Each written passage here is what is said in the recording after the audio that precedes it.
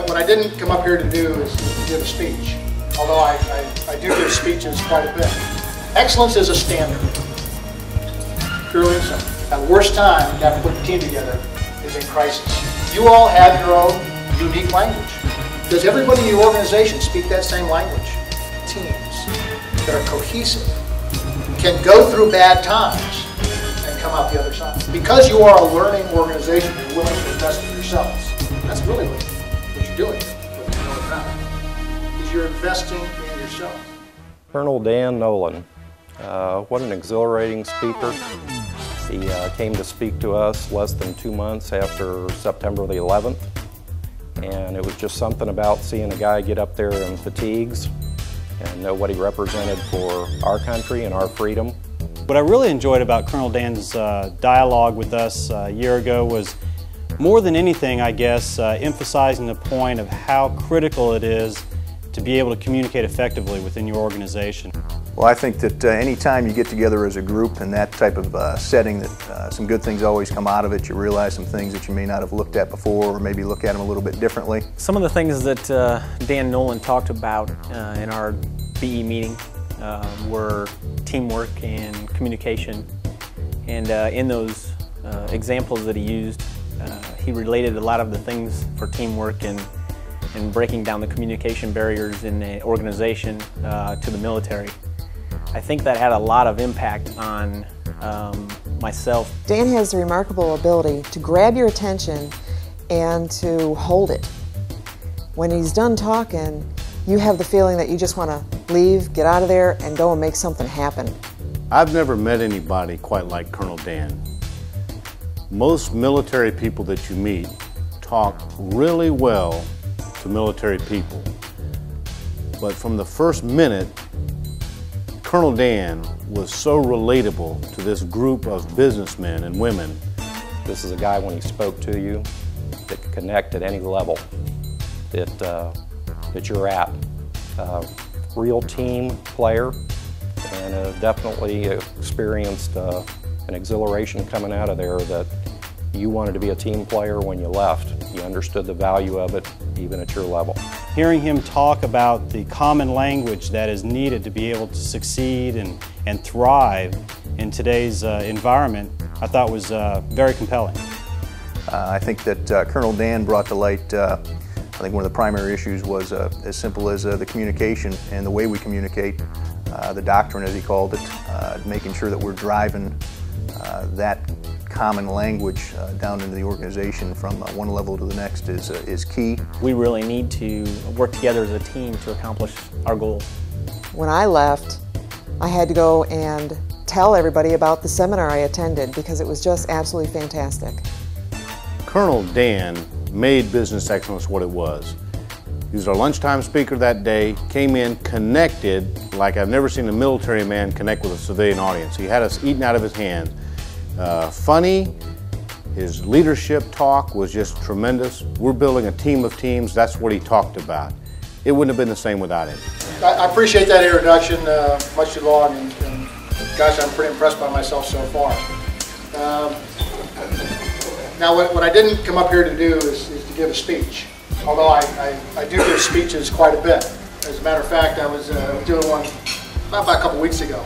Large audience, and I was going on about the Peloponnesian Wars, which is a really exciting story that I'll tell later. And anyway, I was just about the fall of Athens when one of the people in the front row got up and started to walk out. Now, as a senior military officer, we don't usually have people in our audience get up and walk out.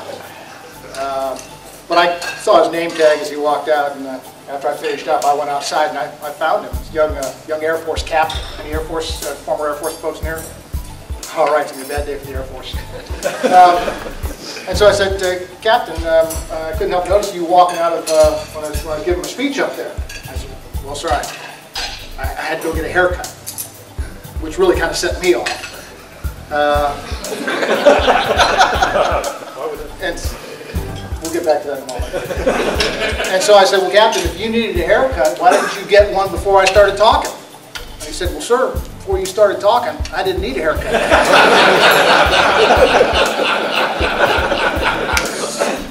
So what I do is rather than give you a speech today, I hope this would be a dialogue. And what I'd like to talk to you about is what your theme is here today. It's about business excellence. Now, what I know about business excellence would fit the thimble.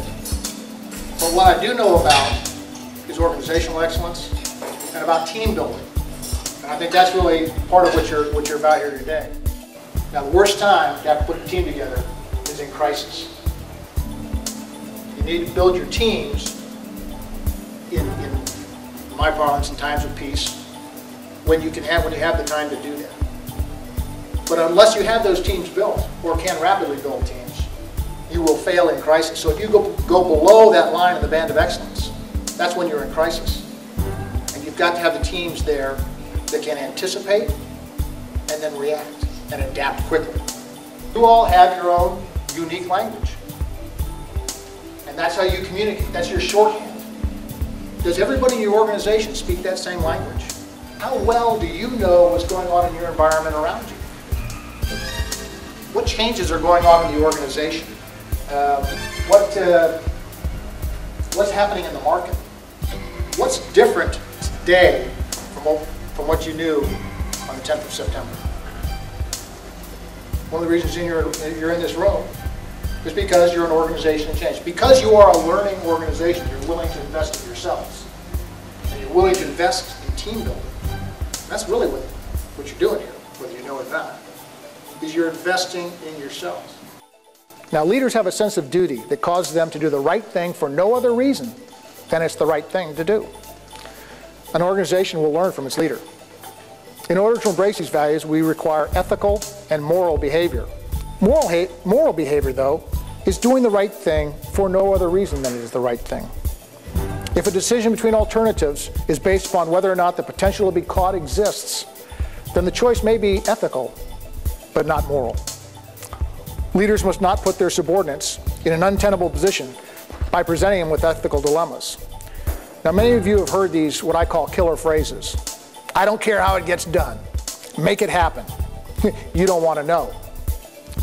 These should all ring warning bells in our head that we are creating the environment that will breed ethical dilemmas. What is your vision for this organization? Do you all have a shared vision? And by vision, what I'm referring to is some future state of being for Ringhaver, for this organization at large. My line of work, turnover is a fact of life. Mm-hmm. So we naturally break down those communications barriers because we don't have people in one position long enough where they build up barriers. So I can imagine from your standpoint, having to change the culture. Mm-hmm. And you have managers that have been brought up in that type of management culture. So it's a challenge, but I think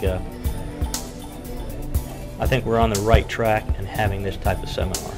Oh, absolutely. And that's one of the things that excited me when I saw that was what you were talking about mm-hmm. and how you're doing that. You know, when I saw what Dan was doing, I think that's absolutely how you go about building mm-hmm. excellent organizations. Mm-hmm. But it's got to take the senior leaders' personal involvement and commitment. Absolutely. And I mean, the number of times I spent talking about vision, talking about making sure they understood it, and getting it down to the lowest level in the organization. Mm-hmm. Hell of an investment, but again, the dividends, right. The payoff are just tremendous. Mm-hmm. I want the absolutely bright future to keep the energy going, and wish you all the best of luck. Thank you very much. Colonel Dan Nolan exemplifies excellence in the military. As an Army Field Artillery officer, he has commanded organizations at all levels. He is a graduate of the Field Artillery Basic and Advanced Officer Course, Nuclear Weapons, Command and General Staff Officers Course, and the Naval War College. Colonel Dan has a Bachelor of Science degree from West Point, a Master of Science from the University of Southern California, and a Master of Arts in the National Security and Strategic Studies from the Naval War College. He had the privilege of serving as Director of General Tommy Frank's Action Group at U.S. Central Command. Colonel Dan Nolan, a leader's leader.